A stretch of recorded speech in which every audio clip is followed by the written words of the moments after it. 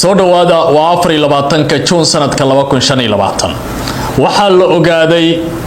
muddo 12 maalin adduunka in loo jilay riwaayad weyn isla markaana reer galbeedku ay muujinayeen Iran inay gaarsiiyeen dhibaato ballaaran laakiin wixii ay sheegayeen oo dhan waa isbedeleen maxaa soo kordhay hay'adaha muqaabaraadka dalka Mareykanka waxa ay caawa ku dhawaaqeen in haba yaraatee nuclearka dalka Iran uusan waxba soo gaarin sidoo kale warkaasi waxa durbaba ka hor yimid aqalka cad oo beeniyay oo yiri dhibaato ayaan gaarsiinay waliba intaas oo kaliya maaha muqaabaraadka Mareykanku waxay leeyihiin xogta hordhaca ah ee la helayo waxay tilmaamaysaa in 3 sano oo kaliya hadii Iran ay nabadgelyo heshay inay soo saarayso qumbuladaha nuclearka marka isbedelo waaweyn ayaa hadaba dunida ka taagan dhaxal sugaha wadanka boqortooyada Saudi Arabia iyo Trumpna waxa ay ka shaqeynayaan sidii hogaamiyaha dalka Iran Ayatollah Ali Khamenei looga dhaadhicin lahaa in uu wada xaajoodka iyo nabadda la doonayo bariga dhexe in loo jeeyo ay qayb ka noqdaan haddaba dhaxal sugaha Sacuudiga waxa uu halkan ka dhex raadinayaa dalaal siyaasadeed waxa uu rabaa dawladda Iran in uu u soo maro reer galbeedka isla markaana dhinaca reer galbeedka ay u jeedaan suuragal ma tahay in Iran ay bariga ka furato oo ay galbeedka ku xirato waa adduun iswarwareejinaya Sacuudiga ayaa markan xal weyn raadinaya waxyaabaha kale oo aan idin la wadaagi doono waxa kamid ah Trump waa siyaasi aad u caqli badan caawa arrin dunida aad looga hadalhayo ayuu ku dhawaaqay waxa uu leeyahay dalkan la yiraahdo Iran saliidda iyo shidaalka ka iibsato dalka Shiinaha horay ogowya Iran waxa uu ku soo rogay cunaqabateyn weyn arrimahaasi iyo wararkii ugu dambeeyay ee siyaasadda gobolka bariga dhexe amniga iyo waliba dhaqdhaqaaqyada xasiloonida lagu raadinayo ayaan kula wadaagayaa Shiinaha qudhisa war weyn ayuu caawa soo saaray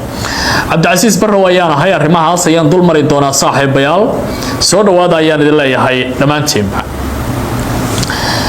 goordhaweyd waxa hadlay madaxweynaha jamhuuriyadda islaamiga ah ee Iran Mas'uud Pezeshkian waxa uu yiri shacabka Iran waxa ay qoreen taariikh aad iyo aad la yaab leh taas oo lagu xasuusan doono geesinimo birlabnimo adayg iyo waliba inay muujiyaan wadaninimo xad dhaaf ah iyo isku duubni xilli mashaqo adag ay taagneed 2 isbuuc oo waxaan ku jirnaa ayuu yiri aan awoodeena iyo Iran waxa ay tahay aan adduunka barnay goordhow ayuu hadalkaasi jeediyay iyadoo warbaahinta kala duwan ee adduunkuna ay adeegsanayaan warbixintan meelaha sida gaarka u tabinaya waxa kamid ah telefishinka qadar laga leeyahay Al Jazeera Pezeshkian waxa uu leeyahay halyeeyo badan ba aan weyn Iran magaceeda kor ayuu u kacay qiimo aad u ballaaran caalamka ay hadda ka goysaa siyaasad ahaan haddii shalay il hoose Iran lagu fiirin jiray maanta dad badan ayaa ogaaday macnaha iyo isku tashiga jamhuuriyaddan ay gaartay 2 isbuuc oo taariikh ah iyo geesinimo ah ayuu khudbadiisa ku sheegay dhinaca kale Iran sidii loo maleynayay maaha caawa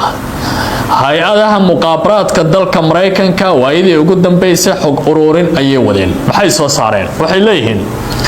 wixii warbaahinta laga sheegay Allaha Fordo iyo Asfahan iyo Natanz waa la gubay waxyaabihii yaalana qasaara soo gaaray waxaasi xabba kama jiraan caawa ayaa runta macaan indhaha la iska saaray kadib maxaa dhacay waxay leeyihiin hay'adaha muqaabaraadku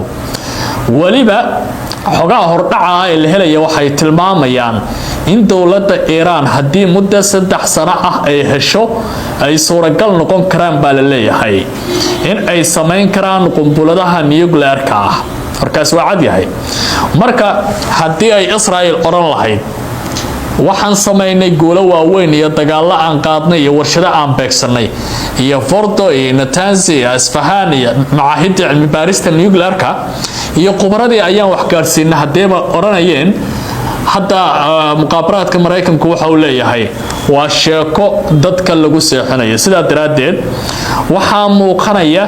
in dalka Iran wali awoodiisa nuclear-ka ay nooshahay talaabooyin waaweyn oo xoog lana laga yaabo maalmaha soo socda in ay qaadi karaan arrintan hore waxa uu sheegay dawladda Iran Dahran wakaaladaheeda wararka ee Faris iyo Al-Mahra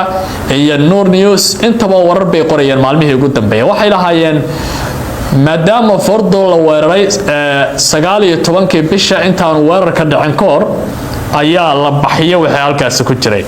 xog kale ayaa jirta marka warbaahinta qaar ay soo dusinayaan waxay leeyihiin Mareykanka maadaama Trump uu yahay nin odaya oo aad guusha u jecel Iran waa la sii hadlay odaga waxa uu ku dhahay Mas'uud Pezeshkian aniga waxaan rabaa inaan adduunka u sheegana talaabo qaaday nin weyn oo dawladda inta leeg ee kontonka state ka tirsan hogaaminayaan ahay marka waxaan rabaa si aysan diyaaradeyda B2 iyo gantaalaha ku xiran ee burburiyaasha ah aysan u ceeboobin waxaan rabnaa waxa meesha idin ku jira inaad qaadataan annagana talaabo qaadno waxa la leeyahay Dahran iyo Washington ciyaartan waa isla ogaayeen ninkii Netanyahu ahaa ayaa loo jilayay sheeko la rabay dagaalkan in lagu soo afjaro maadaama dibriskiisa iyo orodkiisa iyo dagaalada uu ku jiray aad u badnaayeen adduunka marka diblomaasiyadda iyo amnigu waa isku xiran yihiin waxyaabaha marka raayul caamka imaanaya ee dadka loo sheegayo iyo xaqiiqada meelaha qaar taala isma laha waxba maalinba in baa soo baxaysa marka waxa leeyahay arintaas waaba laga sii shaqeeyaba Iran waxay tiri maadaama aniga sidaas ku sameeyay oo talaabadaadii qaaday anigana weerar qaadaya dawladda Qatar baa ayna waxay leedahay bal weerarkaas oo u dhaco halkan waxa lagu soo turtuuro waa qabanayna kadibna muddo 10 daqiiqo waxaan ku dhawaaqaynaa heshiis in la gaaray caalamka heshiiskaasi oo si weyn u soo dhaweyn doono isla markii sidii dhacday Qatar ayaa gantaalo lagu tuuray Trump bosiga ugu horeeyay through social soo dhiga waxay ahayd waa dhamaaday Trumpmadii iyo wixii aad daawanayseen nabada la qaaday kadibna Iran waxaan filaynaa in arrinta qaadato wararkii waa isii train ilaa xalay bay istaba socdeen saakara dawladda Iran waa tarhada dhahaysa xabad joojinta waa sax waa la qaato waa hirgash caawa marka Trump arrintaasi markii uu sameeyay oo dunida uu la hadlay oo naata maanta dhan haystay oo dhahay 5% wana dhaqaalihiina xagga gaashaandhigga u wareejisaan markuu inta lahaa Mas'uud Pezeshkian asna nin guuleystay amal warbaahintu soo istaagay wuxuu leeyahay 2 isbuuc oo geesinimo iyo taariikh iyo waliba hal aday lagu sameeyay lagu xusay dalkan ayaa noqonay ashacbul basil ayuu adeegsaday dadkii geesiyaasha ahaa marka aan filayaa dagaalada qudhooda xataa jilitaan kama marna wax badan baa marka dib ka soo bixi doona sirdoonka Mareykanka waa kuwan dhahaya waxa ma dhacinba oo wixii la sameeyay nuclear-ka waa nool yahay 3 sanaaba laga yaabaa in hawshu ay soo saaraan Ruushka ayaa hadallo kulkulul soo saaray qudhiisa oo arrintan markaad fiiriso sida wax u dhigayaad moodo xataa jilitaanka inuu dhinac ka ahaa caalam wada matalayaal ah oo la inoo matalaya ayaan joognaa marka waad fahmi kartaa taa aan halka ku dhaaf dhaxal sugaha wadanka boqortooyada Sacuudi Arabiya waxa la leeyahay waxa uu soo dhaweeyay xabad joojinta u dhaxaysa Iran iyo Israa'iil intii uu socday wicitaan uu la yeeshay madaxweynaha dalka Iran Mas'uud Pezeshkian odaga telefoon uu qaatay oo wactay dhaxal sugaha boqortooyada Sacuudiga Mohammed bin Salman ayaa salaasada maanta ah wacay baa leeyahay ama wicitaan ka helay madaxweynaha dalka Iran Mas'uud Pezeshkian waxa uu soo dhaweeyay xabad joojinta la gaaray ee u dhaxaysa Iran iyo Israa'iil telefishinka Al-Arabiya ee Sacuudiga uu leeyahay sidaas qoraya waxa leeyahay wicitaanka ayaa dhacay maalin kadib markii madaxweynaha dalka Mareykanka Donald Trump uu ku dhawaaqay heshiis xabad joojin oo u dhaxaya labada dhinac ee haya ee gobolka wada jooga warbixintu waxay sidoo kale sheegaysaa in ay baahisay wakaaladda wararka ee Sacuudiga la yiraahdo SPA Saudi Press Agency waxa leeyahay soo celinta nabadda iyo xasiloonida gobolka iyo in la xakameeyo wax kasta oo kor u qaadi kara xiisadda waa muhiim waxa sidoo kale carabka lagu adkeeyay in Sacuudiga ay waligood taageersanaayeen xalinta khilaafaadka iyadoo loo marayo wada hadal iyo diblomaasiyad wax badan baa halkan ka fahmi kartaa dhinaciisa madaxweynaha Iran baa leeyahay waxa uu mahadceliyay dawladda Sacuudi Carabiya ambaareyntii ay u jeedisay weerarada Israa'iil ay ku qaadeen waxana uu bogaadiyay doorka dhaxal sugaha ku aadan soo celinta nabadda iyo xasiloonida gobolka sida wakaaladu ay sheegtay halkaas ku istaajay marka ogow xalay Sacuudi Carabiya waxa ay dhalishay Iran waxay ku tiri annaga qadaran garab taaganahay dhinaca kale Amir Sultan meesha la yiraahdo bayska ah ee Mareykanka uu ku leeyahay Sacuudiga waa halkii diyaaradaha F-16 iyo diyaaradaha kale ee dagaalka F-35 lagu diyaariyay ee la rabay hadii dagaalkan uu weynaado in laga duqeeyo Iran oo war halkaas looga qaado aqliga caadi la isaga ciyaaraya oo garata markaadna waxa leeyahay Iran waaba ka mahad celinaysa garab istaagii Sacuudiga oo maxay ka garab istaagtay in Israa'iil weerarka ay soo qaaday gardarro ahayd ayuu oo ka garab istaagaya marka waa adduun mucjiso ah meelaha qaar markaad fiiriso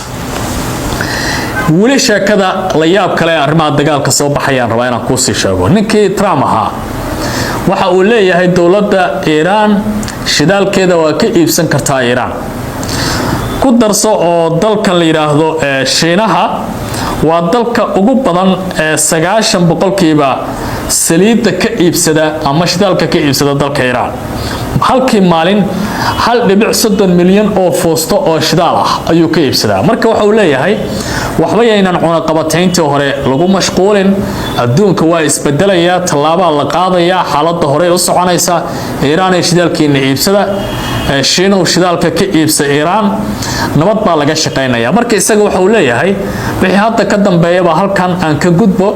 aniga inaatay sheeka noo taala marka waa kan hadda arrimahaasi Yurub iyo xaaladiisu ay taagan tahay waxaan filayaa wax badan oo ka qarsoon oo diblomaasiyadda ee dagaalka ku aadan inaad fahanteen waxaan u maleynayaa maalmaha qaar dhiigga kugu karsanaa laakiin hadda xaqiiqada oo dhaba halkaas ay maraysaa soo dhawaada waa Cabdicasiis Barrow oo barnaamijkan dhinacyo kala duwan uga sii dul istaagi doona arrimaha dagaalka meel kasta oo aad joogtaan waxaan idin leenahay ku soo biiro YouTube-kana oo subscribe saara aad baad u mahadsantihiin